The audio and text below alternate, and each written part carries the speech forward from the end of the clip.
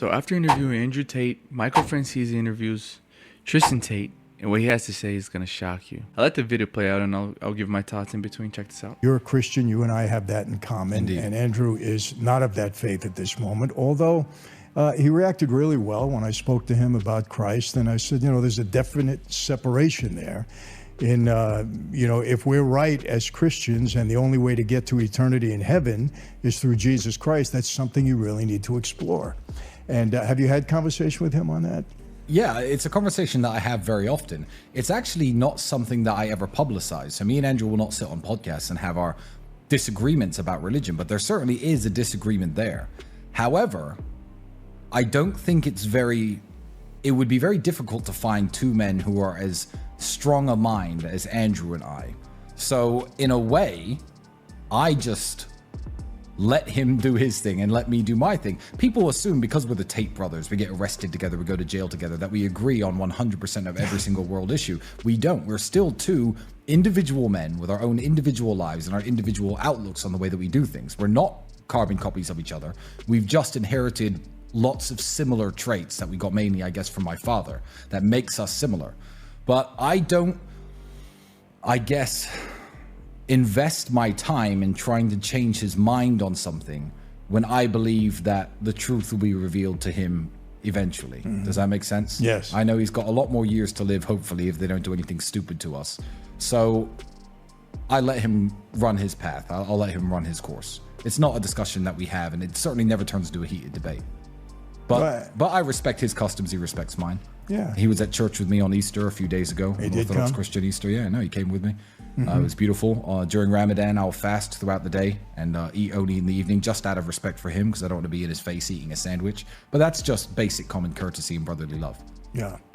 I think that's a good our as Christians, we're not supposed to impose our faith on anybody or try to turn anybody into a Christian. It's just, it's just our obligation to share when the time is right. And, I kind of approach it that way. Yeah, and me too, because if I have to think who turned me into a Christian, I was raised in, I guess, a slightly more religious environment, but I moved to England. I was not interested in religion for most of my life. I don't want to call myself an atheist. I don't like that word. I think it's a dirty word, and I don't want to ever brand myself with it. But back then I would have described myself as an atheist. I was a non-religious person until about 7 years ago.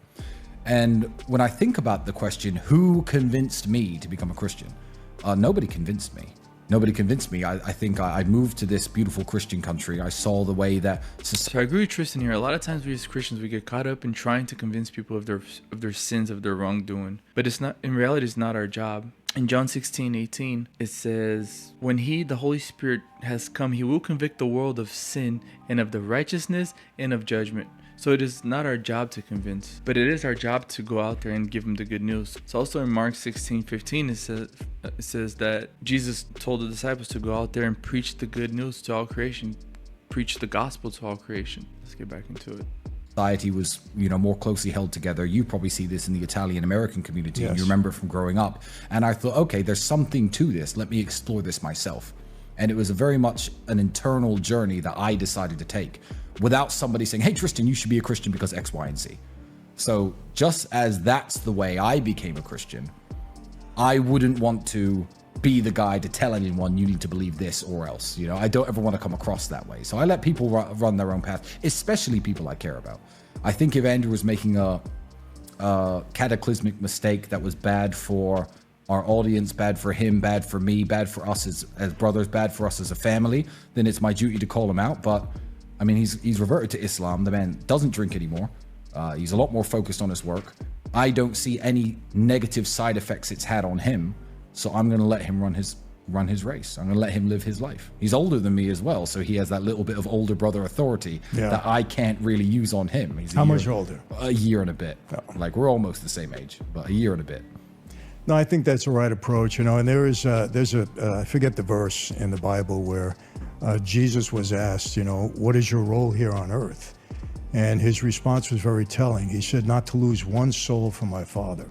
So I believe that anybody that knew Jesus at one point in time, even if they've left, they'll come back. Because I think those are very powerful words. So, but I agree with you. It's you let people do their thing, but you speak the truth when it's appropriate. Yeah, absolutely. That's what we believe.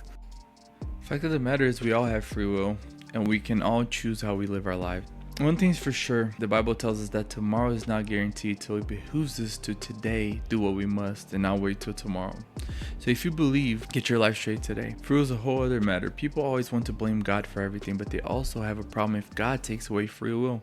God is mean if he makes people do things against their will, but also he's evil if he allows people to do what they want to do. If someone gets SA, people will say, how can God let that happen? But if God wipes out society for doing evil things, God is evil. He just wiped out everyone. He didn't give people a chance. I made this post the other day, Jeremiah 29:11, and it says, for I know the plans I have for you, plans to prosper you, not to harm you, plans of good and not evil. And then a lot of people got triggered. They started saying on the comments, I say that to people, women getting essayed or kids getting essayed. Correct me if I'm wrong, but if people have free will to do things, for example, if I have a kid and I want him to go to college and become a doctor and have a good career and a good life, but he chooses otherwise, he's enacting his free will.